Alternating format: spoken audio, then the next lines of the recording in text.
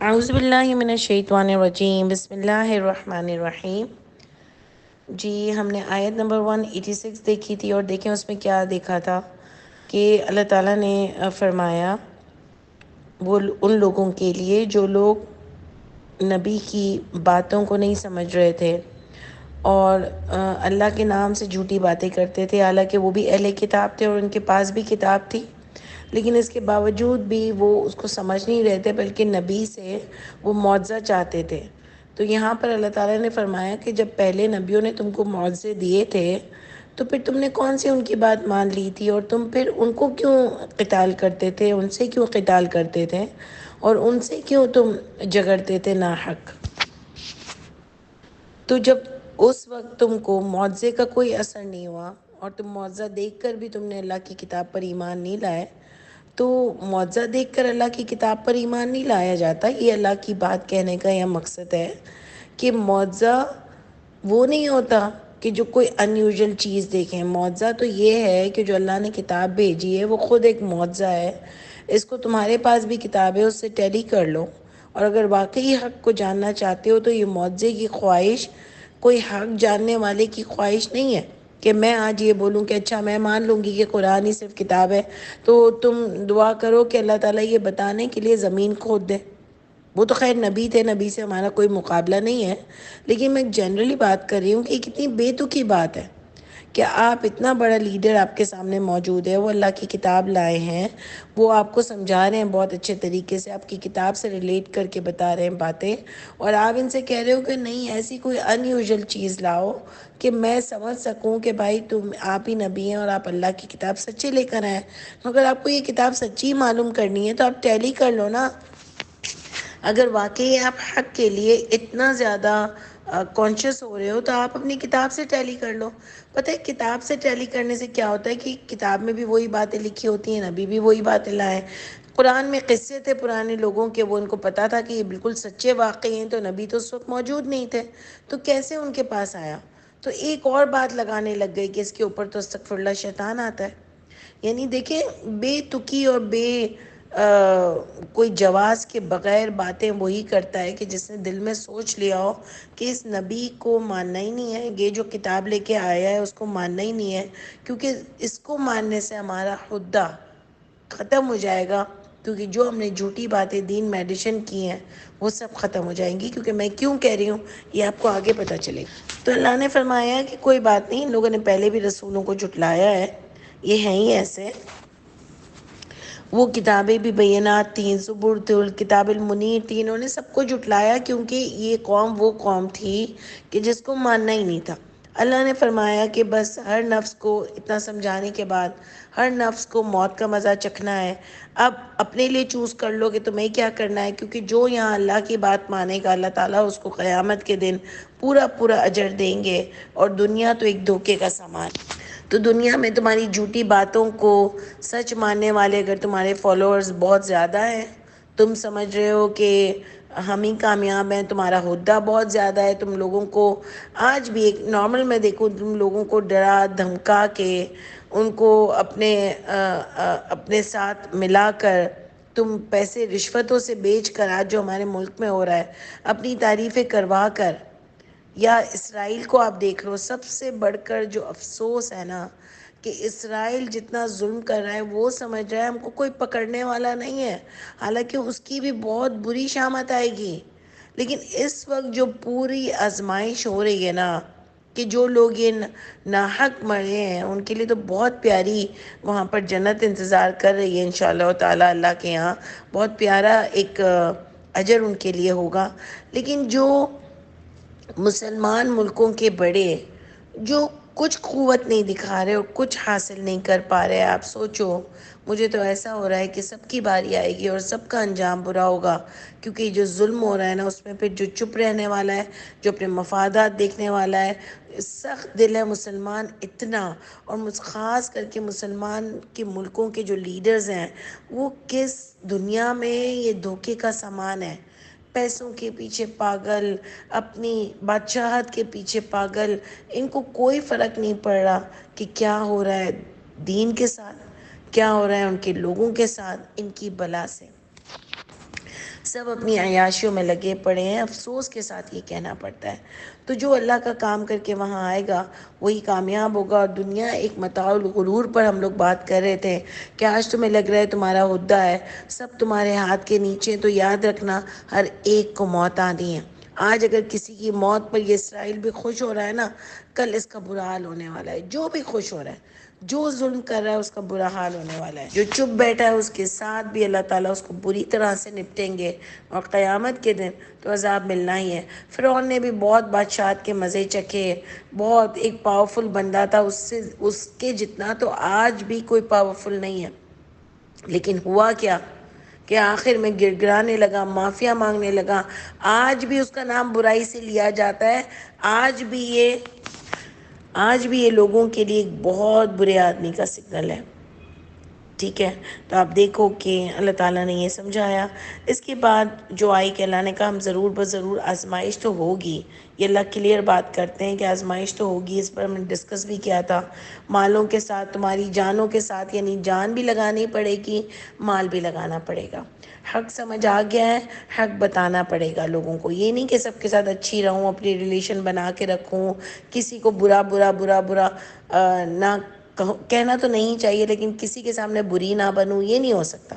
اگر آپ کو حق پتہ چل گیا، آپ کو حق بتانا پڑے گا۔ سچے بنو، اندر سے پیور رہو، سچے بنو، سٹائل اچھا رکھو، لیکن بتانا تو پڑے گا۔ اس پر ہم نے ڈسکس کیا تھا کہ کیا ہم کو بھی کیا رویہ اختیار کرنا چاہیے، بدتمیزی والا رویہ نہیں ہو، اتنا آپ کسی کو لیٹ ڈاؤن نہیں کرو، ہر ایک کو ٹائم دو۔ ہمیں بھی ٹائم ملا ہوا ہے، اس کے بعد ہی الحمدللہ ہم کو یہ بات سمجھ آئی، لیکن کسی کے بارے میں بھی بہت زیادہ بدتمیزیاں نہیں کرنی، ہاں حق کو خوب بولنا ہے۔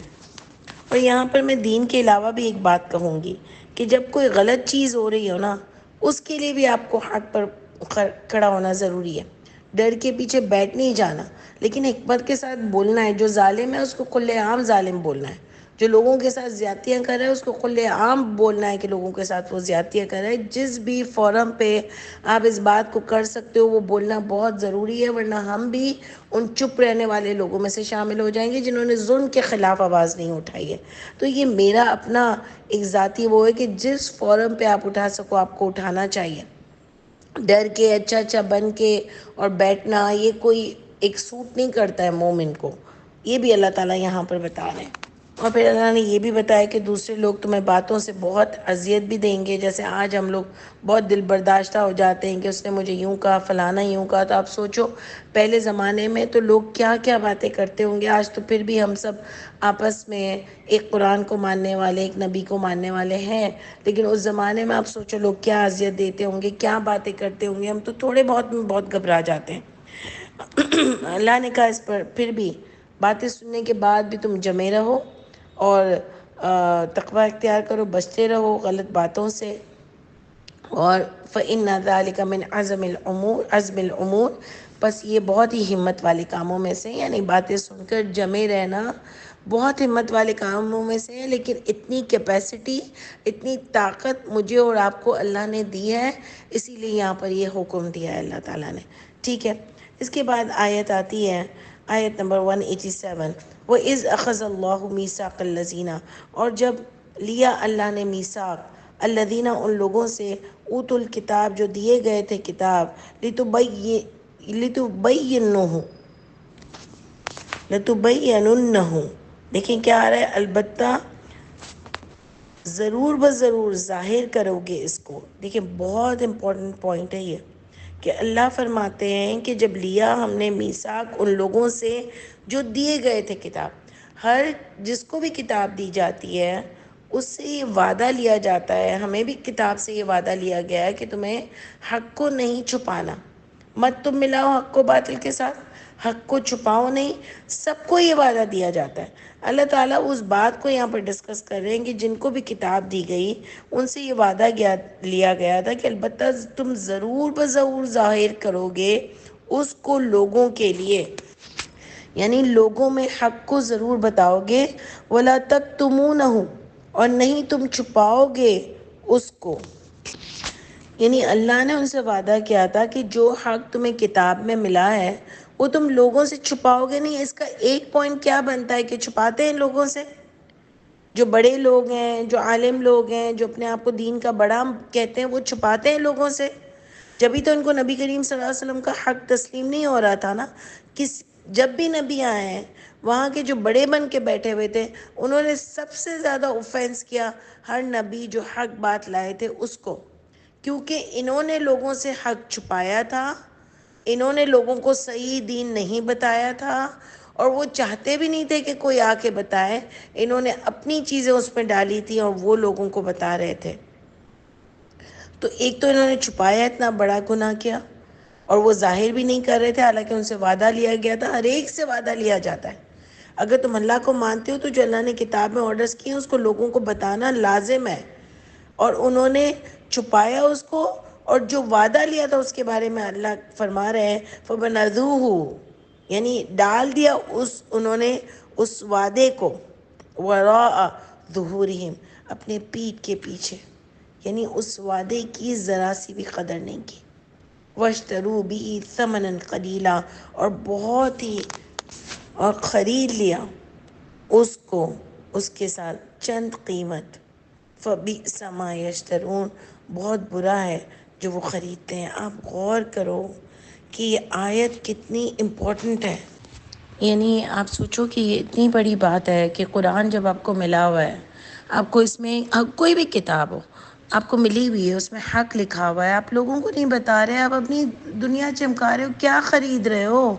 یہ اللہ تعالیٰ بتا رہے ہیں کہ خرید رہے ہو. اس میں آپ سوچو کیا خرید رہے ہو.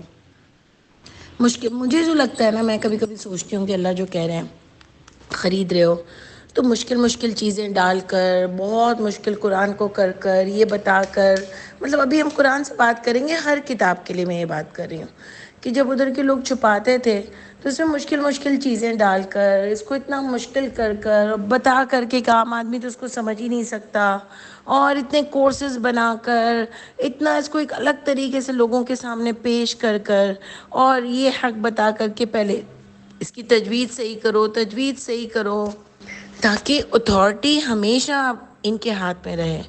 یہ بھی بہت بڑی بات ہے کہ آپ لوگوں کو اللہ کی کتاب سے دور کر رہے ہو. آپ لوگوں کو اللہ کی کتاب کے قریب نہیں جانے دے رہے. یہ نہیں بتا رہے کہ کتنی آسان کتاب ہے. اللہ تعالیٰ نے اس کے بارے میں قرآن میں فرمایا کہ یہ بہت آسان کتاب ہے. آپ لوگوں کو یہ بات نہیں بتا رہے ہو. تو یہ اتنا قرآن کو آپ جو مشکل لوگوں کے لیے بنا رہے ہو، اس کو بھی میں چھپانا سمجھتی ہوں. اور اس میں اتنی ایڈیشن کر کے کہ پتہ نہیں کیا کیا اس میں، یہ کورسز، فلانے کورسز، یہ شیخ وہ شیخ، اتنا گرامر کو مشکل لفظوں کے ساتھ کر دیا، اتنا ہر چیز کو مشکل لفظوں کے ساتھ کر دیا. تو ایک عام آدمی تو یہی سمجھتا ہے نا کہ یہ میرے بس کی بات نہیں ہے. اور پھر جو وہ دوسرے جھوٹے سچے کرتے ہیں، اس میں تواتر، اجماع، وہ مسائل کے حل اور کیا کیا فتوے، یعنی اتنا اس کو اپنے ساتھ ریلیٹ کر لیا کہ ایک عام آدمی سمجھ ہی نہیں سکتا کہ اس میں میری بھی کوئی سے ہے. لیکن عام آدمی بھی پکڑا جائے گا، کیونکہ اس نے جب اللہ کی کتاب اس کے سامنے تھی اور اس نے وہ بات نہیں مانی. اللہ نے تو سب کو کہا ہے نا غور و فکر کرو. اگر ایک عام آدمی بھی غور و فکر نہیں کر رہا، اس کے پاس کتاب موجود ہے، اس کو ان کی باتوں سے ہٹ کر سمجھنے کی کوشش نہیں کر رہا، تو آپ مجھے بتاؤ کہ کیا وہ کامیاب ہو سکے گا؟ کیا اللہ اس سے راضی ہوں گے؟ تو دیکھیں یہ نہیں ممکن، کیونکہ اللہ تعالیٰ نے بار بار ہم کو بتا دیا کہ یہ کتاب بہت آسان کتاب ہے، یہ ہر ایک کے سمجھنے کی ہے. اس میں کل شیئین ہے، ہر چیز ہے، ہر چیز کی تفصیل ہے. اگر پھر بھی آپ کی سمجھ میں یہ بات نہیں آ رہی تو سب کی پکڑ ہوگی. اور خاص کر کے اللہ تعالیٰ نے ان لوگوں کو یہاں پر پکڑا کہ جو اس کو حق کو لوگوں کو نہیں بتاتے تھے. اور یہ زیادہ تر میں سمجھتی ہوں کہ جو بھی قرآن کو سمجھانے والا ہے، جو بھی بڑا بن کے بیٹھا ہے دین پر، اس کی بات ہو رہی ہے. لیکن اس کی بات بھی ہم یہاں پر کر لیں گے کہ اگر بڑوں نے بہکایا تو آپ کیسے بہکے. یہ بھی بڑی امپورٹنٹ بات ہے.